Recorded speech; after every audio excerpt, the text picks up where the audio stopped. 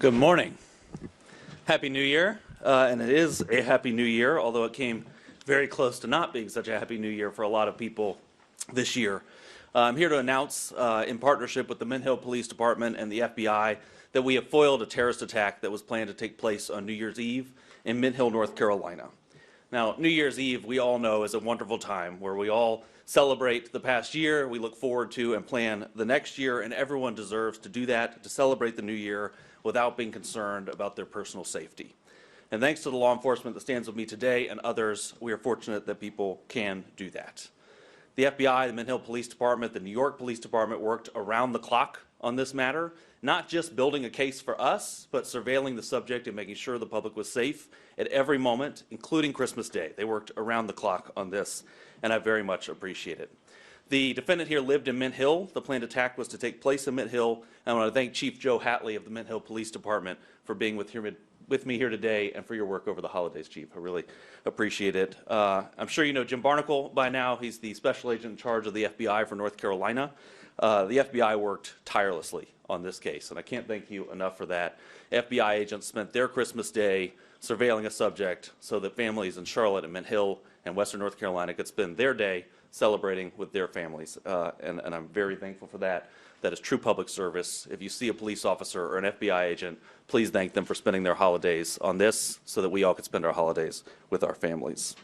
I also want to thank the prosecutors in my office who also worked over the holidays getting a search warrant and an arrest warrant and making sure that the public was safe and that this terrorist attack was foiled.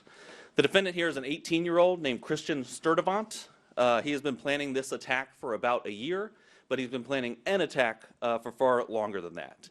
He was planning this attack in support of ISIS, and we have charged him with attempting to provide material support to a foreign terrorist organization, that organization being, of course, ISIS. Now, this is still very much an active investigation. We had to act quickly here to protect the public.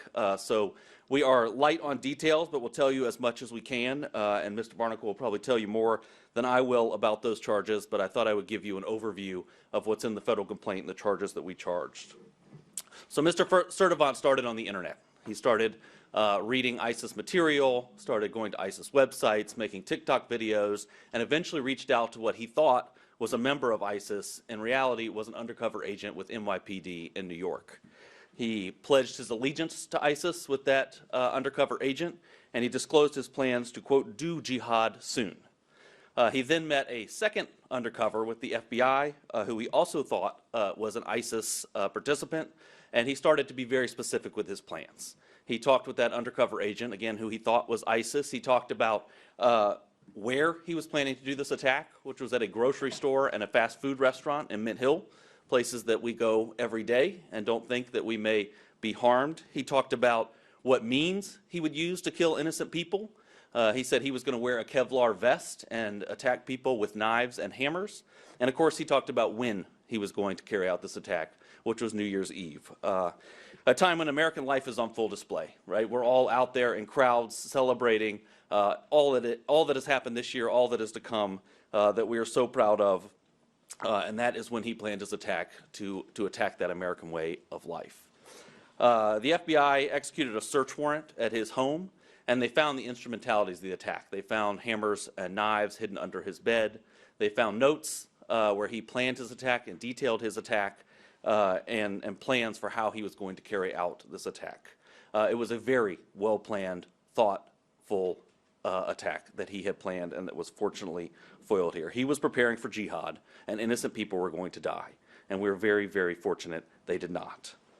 But the fact that along the way, in this extensive planning of this attack, he encountered not one, but two undercover officers should make the public feel very, very good and very safe. Because law enforcement is out there every day, and we know they have a lot to do.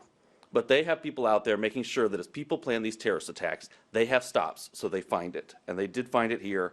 And on Christmas, while we were all opening presents, they were sitting in a driveway making sure that the public was safe. And we're very, very appreciative of that. Mr. Sturdivant was arrested on New Year's Eve, the day he planned his attack. Of course, it did not become public today. It has been under seal until today. He made his initial appearance in federal court this morning, about an hour ago. And this case is now moving through the judicial process. So he will have a preliminary hearing After that, in a detention hearing, and of course we will seek that he remain detained, but that's up to a federal judge on that issue. He faces a statutory maximum sentence of 20 years, but as I always tell you, every individual defendant gets a sentencing hearing where a judge takes into account a host of factors under the United States sentencing guidelines. They look at that individual defendant. The judge, he or she, looks at that individual defendant and makes a decision on sentencing, so we don't know what the ultimate sentence will be here. Originally, and I think it is notable, as part of their efforts, the FBI took Mr. Sturtevant to a state magistrate judge to try to have him involuntarily committed. And that was because he had threatened not only other people's lives, but in the process said that he planned to die by a policeman shooting him. So he had threatened other people's lives and self-harm, but the state magistrate judge denied involuntary commitment. Fortunately, the FBI did not give up then and continued to build a federal case and get the evidence they needed to charge him and detain him and keep everyone safe on New Year's Eve. And I'm very, very thankful for that because countless lives were saved here. On New Year's Eve, everyone is at the grocery store. We're all buying the things we need to celebrate, and we could have had a significant, significant loss of life and significant injury here. So we will be here at the federal level dedicated to making sure the public is safe like we were in this case. And I know that there's a lot that goes on behind the scenes that's never public for investigative reasons, and it's very it brings me satisfaction to be able to tell the public what law enforcement is doing when you don't know it and what's going on behind the scenes to keep everyone safe. So with that, I will turn it over to Special Agent in Charge Barnacle, who could tell you a little bit more about the details. Thank you, Mr. Ferguson, and thank you, Chief Hatley from the Mint Hill Police Department for your partnership in this investigation. My name is James Barnacle. I am the Special Agent in charge of the FBI here in North Carolina.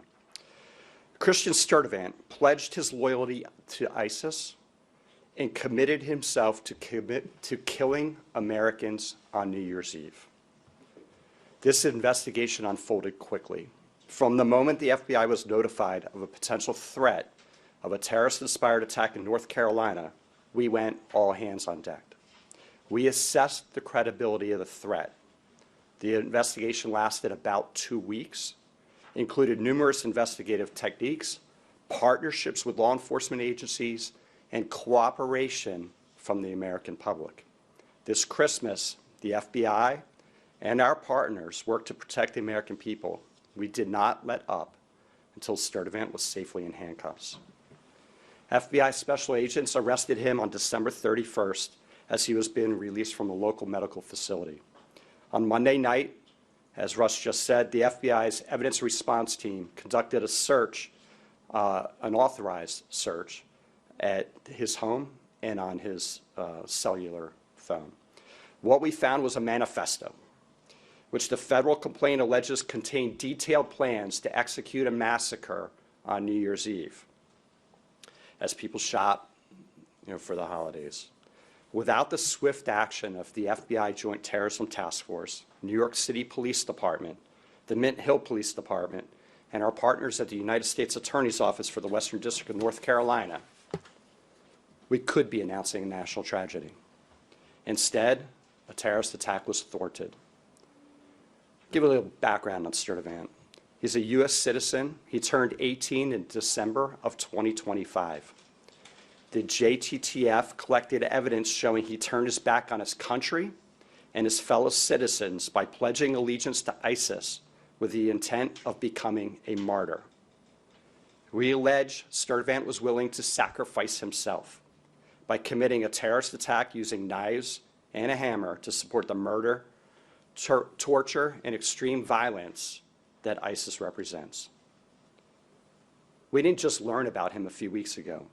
Sturtevant first came to the FBI's radar in January of 2022 when he was still a juvenile. He was in contact via social media with an unidentified ISIS member overseas.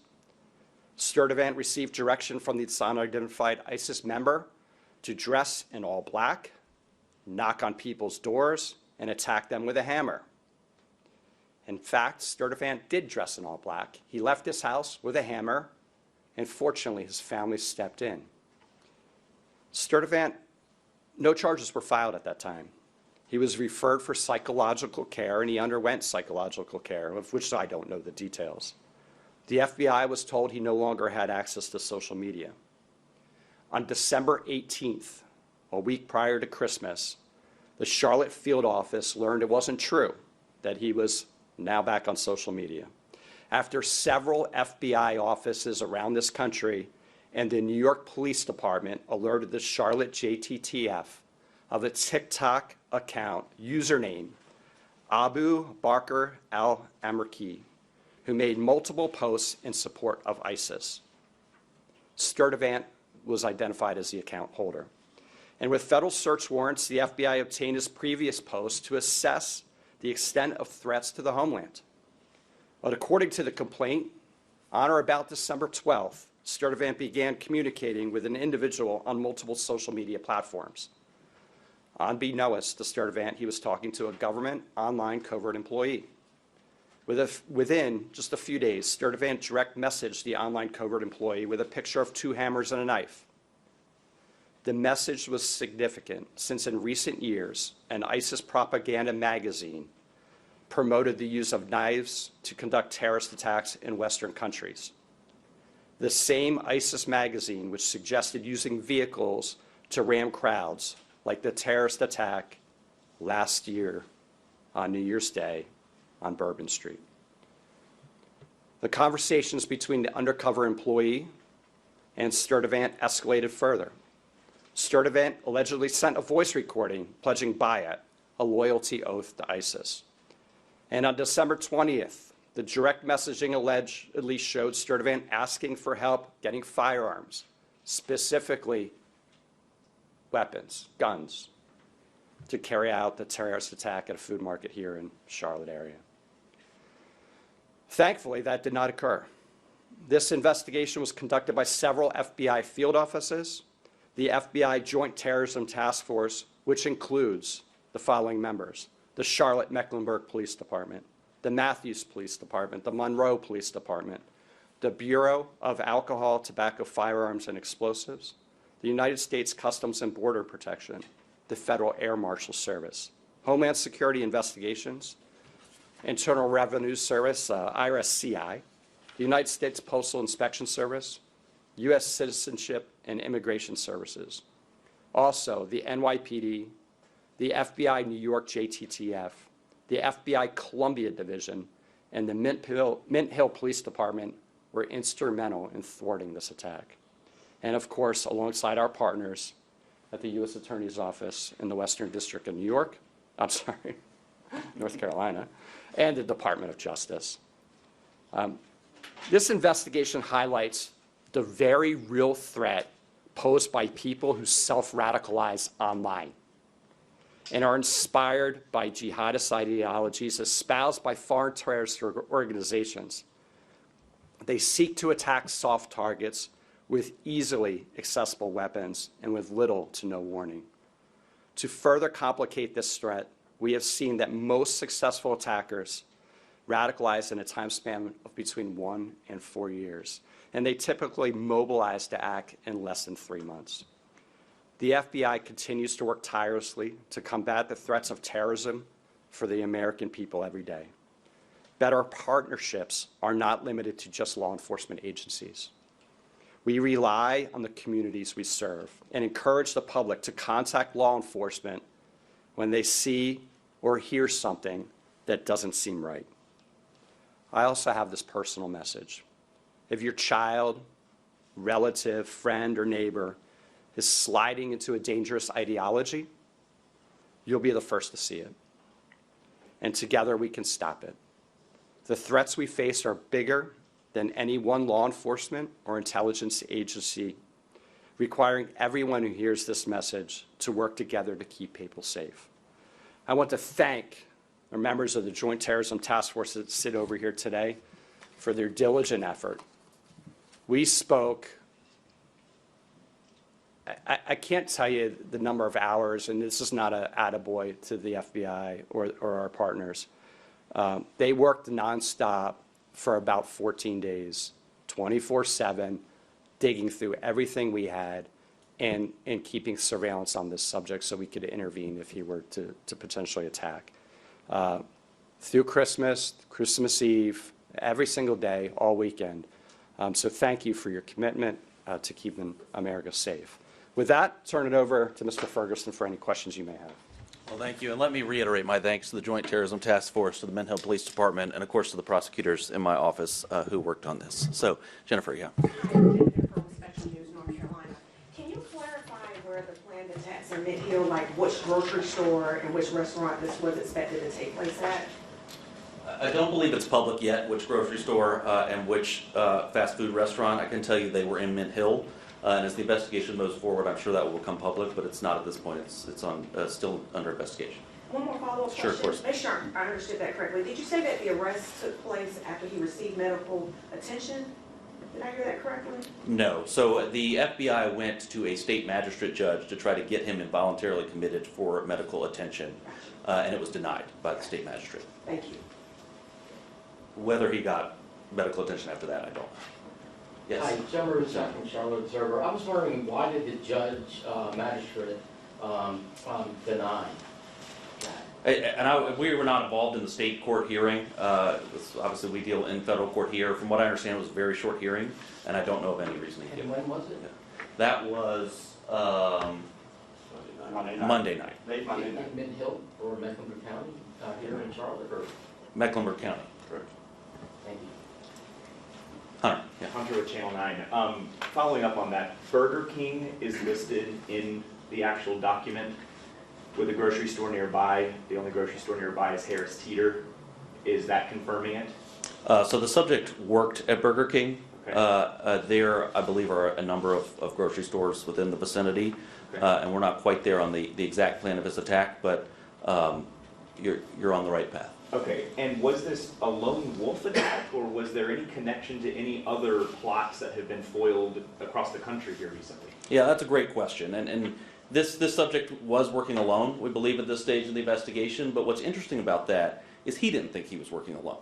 He had contacted two different members that he thought were ISIS and working with him, obtaining firearms for him. They happened to be undercover agents, so he was working alone, but it wasn't his intention to work alone. So, yeah, Katie. Russ, Katie with WBTV. You mentioned the grandfather had tried to prevent an attack before. Were they aware of his recent posts on social media? Did they know anything about his recent planned attacks at all from your investigation? I don't have any indication the grandparents were aware of the social media posts. What we do know is that the grandfather secured the knives in the home, secured the hammers, tried to make sure that Mr. Sturdivant did not have them, and yet when we executed the search warrant, they were found under his bed. Thank you. Jen. Jen Correa from Queen City News. Just wondering if the grandparents are going to be facing anything or if they're cooperating with you on this. Obviously, they knew something was up, but did they do enough to be okay? That's a great question. The grandparents have been interviewed, and our investigation's ongoing, and we'll see where it goes. But right now, and especially in the very urgent part of this, we've been focused on Mr. Sturdivant. Hunter, yeah. In here before that 2022 where he went out to try to stab neighbors and his grandfather stopped him, it said that before that he had pledged allegiance to ISIS. Is there any reason why he wasn't charged? I know he was psychologically examined, but why did he face any charges for pledging an oath? It's a great question, and that was, and I'll let you weigh in on this too. I'll note that he was a juvenile at that time. He was 14.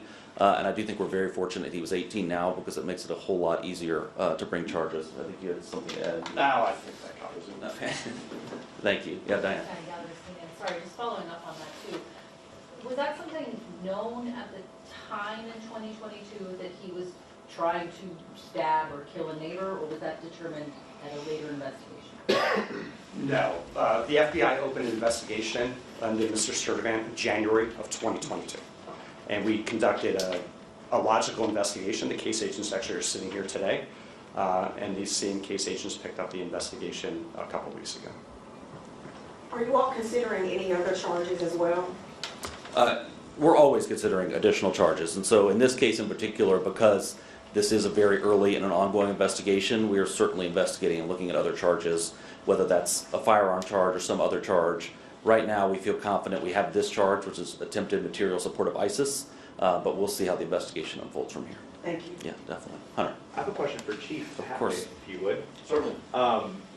I mean, we see this in parts of our country, but you never think it's your own city. This is Mint Hill that is now a thwarted ISIS terrorist attack. What are your thoughts on all of this? Truly, I believe that's everyone's famous last words. It's never going to happen here. It will never, that can't be my neighbor. It can happen anywhere.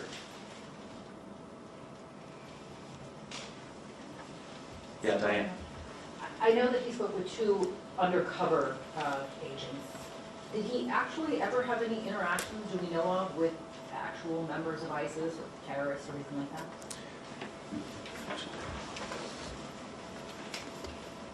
He was a prolific poster in social media, and he also went into various social media chat rooms and engaged with other people. We are leaving no stone unturned here. Our investigation is not over at all.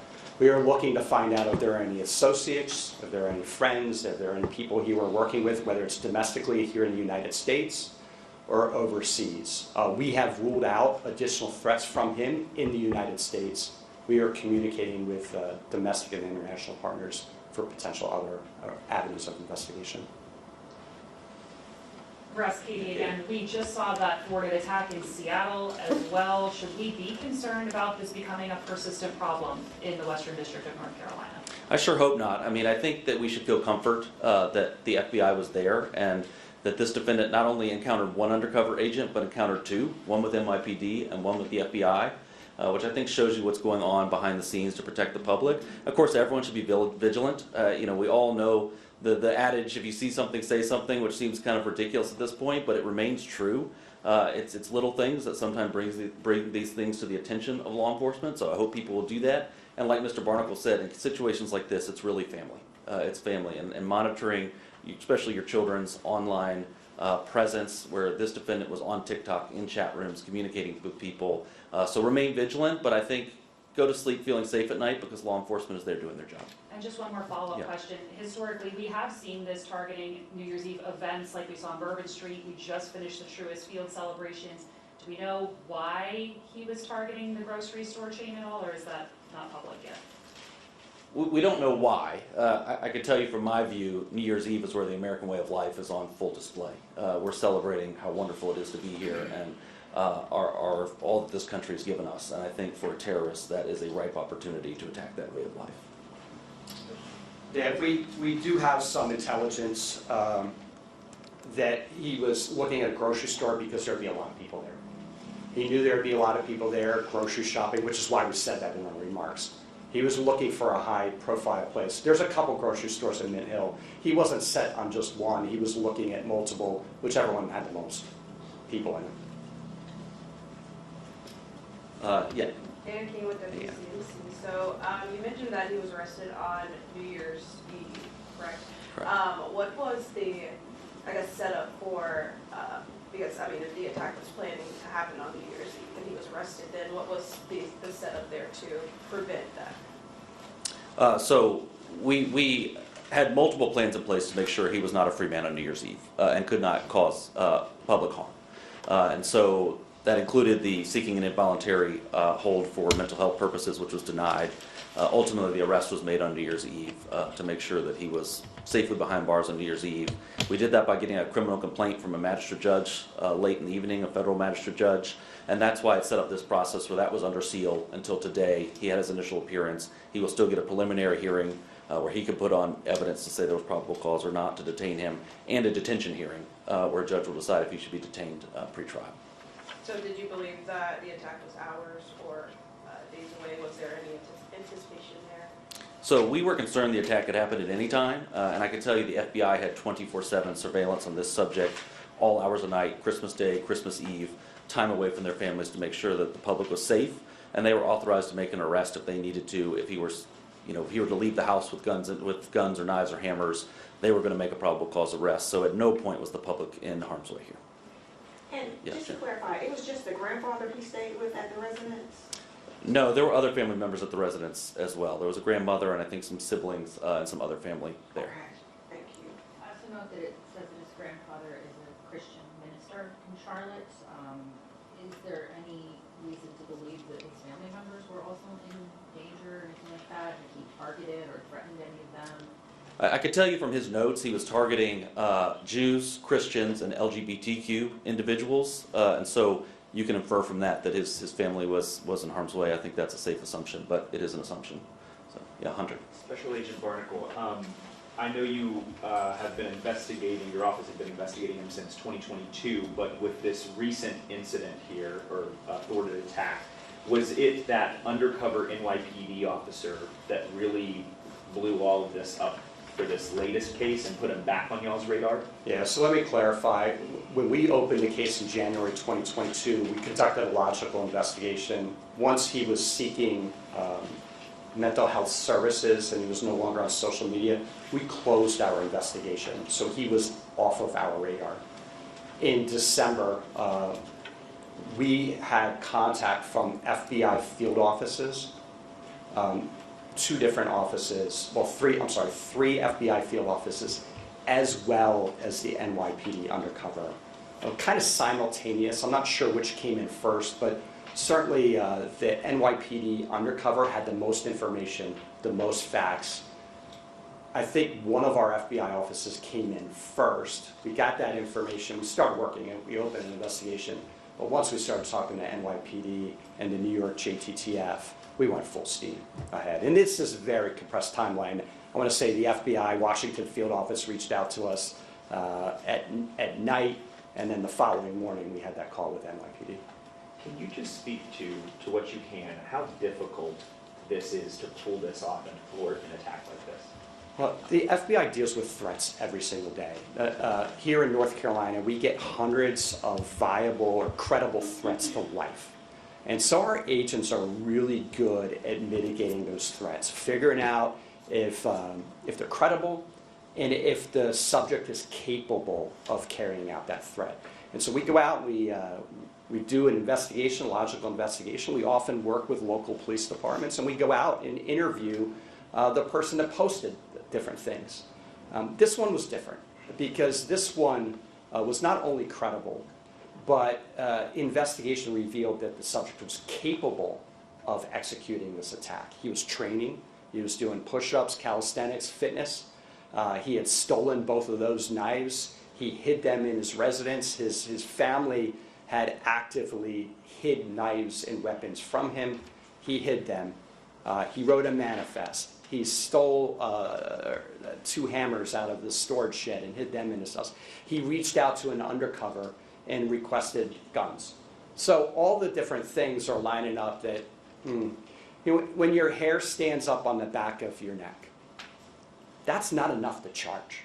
We still got to conduct an investigation. We still have to work with the U.S. attorney and prosecutors, and we still have to have a federal judge agree that there's probable cause to charge. These things are hard to do, but this is what we do. Chief, I have a question for you if you don't mind. What is your message to the people of Mint-Hill today? Again, you guys have been going through a lot within your own department, but what is your message to the community of Mint-Hill today? Very clean and simple. Without the collaborative efforts with all the federal and local agencies involved, this clearly would have happened. Rest assured that even while you're asleep, law enforcement is still proactively working to keep you safe. I can't put it any clearer than that. Any additional questions? One more question. Yeah. So he was currently working at the Burger King? Yes. area. From your knowledge, had you heard any type of concerns from employees or anyone in that area where he worked? Were there any type of red flags there as well? Not to my knowledge. Okay. Great. Anything else? Well, thank you all. Thank you for covering this, and Happy New Year. Thank you. Happy New Year.